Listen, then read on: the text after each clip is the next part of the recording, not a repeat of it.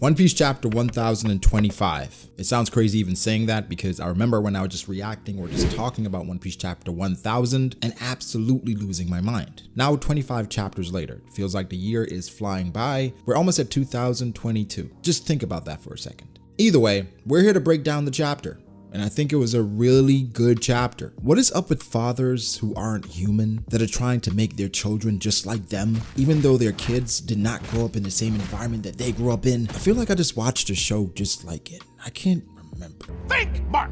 Oh yes. This was one of those chapters that initially when I read it, I thought it was pretty good, was not excellent, wasn't super over the top. But as I read it, I connected more with the things past the action. I connected more with the things Kaido was saying, the things Yamato was saying. And so I think I have an entire breakdown of what I think happened and how Yamato got warped into the character that she is now. Because at the end of the day, we're all product of our experiences. Every single situation that you've been in has gotten you to this point. And this point is where you subscribe to this channel. All right, this is where your life has taken you. Click that red button, drop a like, turn on post notifications, and let's get it on One Piece chapter 1025. So the cover request is basically Usopp, and it's a story on his adventures. The adventures of Usopp. Makes me think about Norland, of course, but then it takes me to the end of the story. This is what I expect to happen. Usopp sitting down, talking to everyone about his grand adventure, and then no one believing him because of how extravagant they are. But everything he will talk about will be 100% true, as opposed to how it was at the beginning of the story,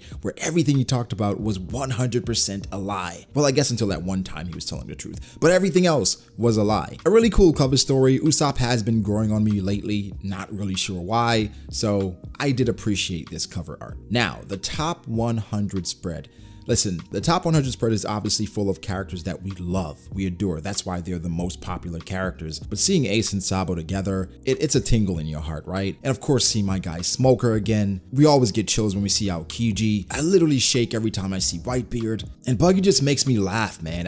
I'll stop now. Either way, it's a beautiful spread. I wish I could have this entire thing on my wall, just painted on like a mural, because it's really well done. And it captures a moment in time, like this moment where all these characters were the world's most popular characters. These are the characters that we love the most. So shout out to Oda, shout out to One Piece, shout out to all the One Piece fans around the world for making this happen. This list is comprised of everyone's opinions. So that's something to take in and appreciate the moment, because it doesn't happen often, right? So just wanted to take the time to do that. Okay, now to the chapter. Everyone was really worried about Momonosuke. And Oda, when he decided in the story to make Momonosuke an adult using Shinobu's powers, I was skeptical. Reason being is because I'm not sure how it would work, how it would impact the story, how it would impact Momonosuke. So something that was stated is that Momonosuke, he will age, right? He'll become older, but his mind will remain the same. Well, it's funny because we were talking about brain and your brain growing. Well, your brain doubles size in the first year. It keeps growing to about 80% of adult size by age 3 and 90% nearly full grown by age 5. I'm sorry, that was super random, but regardless, Momonosuke's aging will not be a problem. I think the main thing in his life is that even though he'll be an adult, he will lack experience in various areas. And one of those things was his fear of heights. I like how Oda is handling this because he's being projected as a wimp, as a kid, as a scaredy cat, as he always has been, but he also showed Momonosuke overcoming this thing ever so slightly. But it's a very unique way to show Momonosuke's growth. Even as an adult, he's still learning and growing because he's basically a child in a man's body. Yamato's abilities are impressive. I think in regards to combat, she's up there with some of the best combatants we've ever seen in the story. From her devil fruit, from her haki, to just her battle prowess. She is really impressive. She's fighting her father. And again, we can try to go off of what is said in the story where Kaido is saying he's not taking it easy. And based off of that, she's coating her weapon with Conqueror's haki and she's getting several hits in on Kaido. Granted, they don't seem to be doing much damage because he is a-okay, but she's getting a lot of hits in. If this was not Kaido, how many opponents could take this badgering and calmly walk away from it? The deeper meaning here, again, the action was fantastic. I think when Oda decides to draw a fight, the choreography can be really spectacular. But deeper than that, I think Kaido's words, they're cutting deep, they're sharp, they're smart, they're targeted. He knows Yamato, he knows the things that would get under her skin, so he's saying them, and it's exposing things about Kaido that I felt like we thought about, so now we can craft an argument around that. So why Wano? He's mentioned it before, that the reason why he chose Wano is because It was Wano. Wano has deep ties to ancient history, ancient lore. We know it's a very historical site. It has a lot of things that we still don't know what they are. That giant skull, where did it come from? That giant blade, where did it come from? And then when you think about the story of One Piece and nations and places being chosen specifically, I think of Doflamingo. Remember when Doflamingo chose Dressrosa? Why was Dressrosa chosen? It feels random. It feels like it was just an island that Doflamingo was flying by and he set his sights on. Or was it? Well,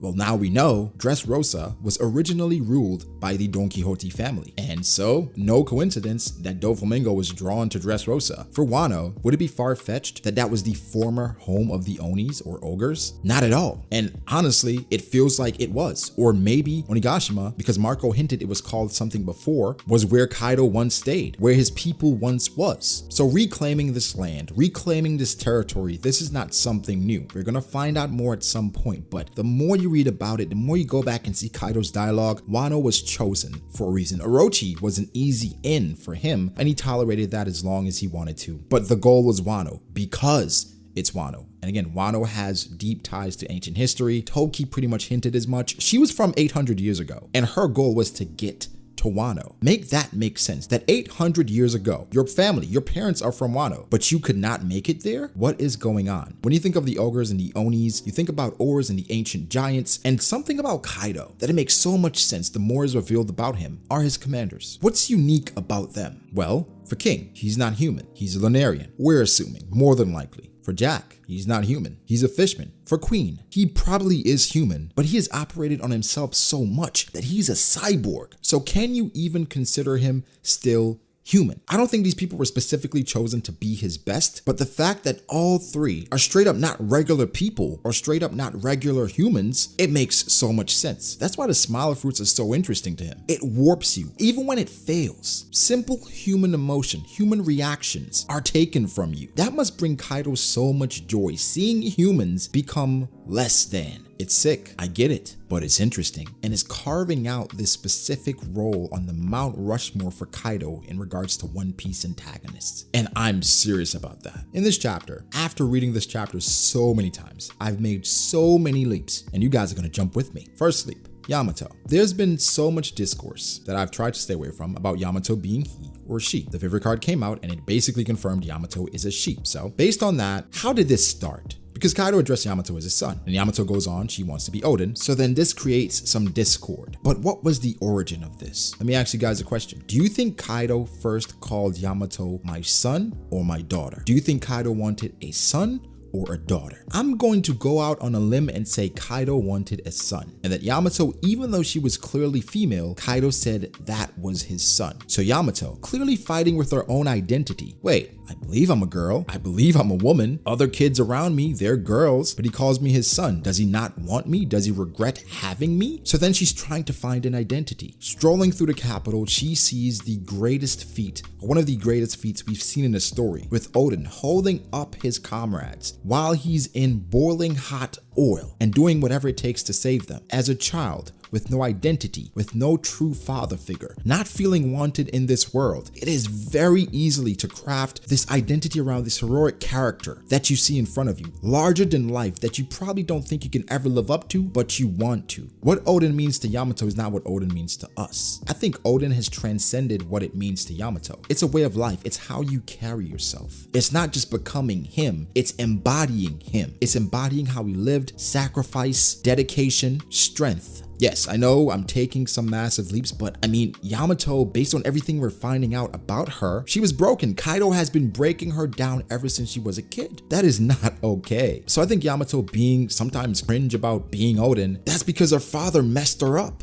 Yamato was saying she had friends. She even forgot. She's like, I had friends. And then Kaido's saying, well, those samurai, everyone that shows you compassion ends up dead. Why? Because you pretty much killed them. You're the reason for her pain. You can't justify that when you're the cause. And then Kaido's trying to implant these weird justifications of people helping her. They're doing it because they're afraid of you. They know you can use your power and impose your will. Humans are beneath you. Relationships with humans, that is beneath you. Manipulation. The worst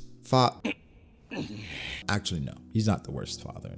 in anime. But is he the worst father in One Piece? Granted, I had mentioned her saying that she's Odin ever since she was a kid. It may get annoying. But the reason why she was seeking some validation, some identity, is because you were probably taking it away from her. She had nothing, no one to latch on to. She was just a little girl. So for Yamato being Odin, I'm going to be more understanding. Because again, experiences craft who we are. And the things that she's been through, her being a bit messed up, a bit quirky, it makes sense. I think the reveal of Momonosuke was done really well. Having him go through different floors, showing the reactions of different characters, because again, it's tying into his fear of heights. So it's not far-fetched. It even makes more sense for him to be doing this. But I think something cool is that Momonosuke doing this could bring the kid, Big Mom, Law fight closer to Killer and Hawkins, where they can actually see what's going on. They can finally put two and two together. Something to think about. But like I mentioned with Momonosuke, at the height of his fear, he's literally flying, closing his eyes. They said Kaido was in front of him. He opens his eyes immediately. This shows you that Momonosuke, even when he's scared to death, when it's for Wano, when it's Kaido, I will put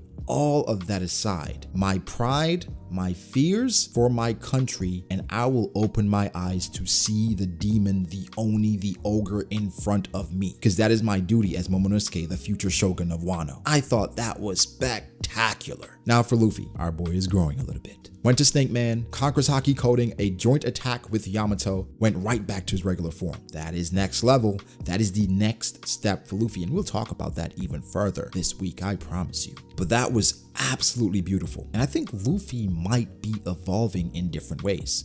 Teaser. I'm not sure if the nickname is an indication of Yamato joining the crew. I've been seeing some merchandise floating around of the Straw Hats with Yamato included, so take that for what it's worth. Momonosuke is now an adult, so it makes more sense for Yamato to probably stay and be one of his daimyo, but who knows? We'll see. I still think it's around 80-20 Yamato joins the crew, but only time will tell. Now, I've been seeing online people are comparing Luffy coming in on Momonosuke versus Naruto coming in on the Toad versus Pain. Let's stop these comparisons. As cool as this is for Luffy, Naruto showing up versus Pain is anime royalty. Maybe one day Luffy will get there, but this is not that type of moment, especially with Momonosuke being one of those three dragons. I'm not sure if you guys have seen that, the three dragons. Two of them look really cool, and then one just looks like an idiot. And Momonosuke is that idiot. Again, Momonosuke, he opened his eyes. It's Kaido. It's really cool that he did that. But let's slow down a little bit, okay? Yamato talks about the dragon and its color. People are saying, well, can't she see? Is she colorblind? Well, apparently Japanese peaches are closer to pink than the peaches in the West. That's what people are telling me. So it would make sense that she would say that. Luffy's declaration never gets old. It's Luffy. We love him. He said that he's the main character. That's why you're not going to beat him. And it's true. Momonosuke's in this situation is just as great, especially based off of the sacrifices that he's made and what he's done to get here. Two dragons are about to go head to head. The irony of it all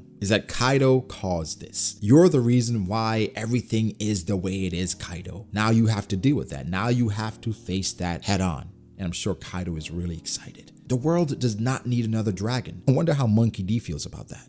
But anyway, guys, fantastic chapter. I didn't say that before, but after reading, after jumping to some of my conclusions, as I normally do, fantastic chapter. Give me your thoughts. How do you feel about all I just said? I know I took some leaps. I added some things. There's some headcanon. There's some assumptions. But to me, it makes sense. And that's all that matters, right? I have a video below about how I feel like One Piece is the best it's ever been. You guys can check that out after watching this. I do think One Piece is in a great place right now. I also talked about the SBS Volume 100 in that video. Didn't want to spoil people, so I kept it pretty vague. So after watching this, you can go ahead and watch that. Link in the description down below. But now, make sure to like the video, subscribe to the channel for more content like this. Follow me on Twitter at BragoDAce. Follow me on Instagram at BragoD.Ace. Thank you so much to my patrons. I appreciate you guys so much. Guys, again, like and subscribe, and I'll catch you in the next one. Peace.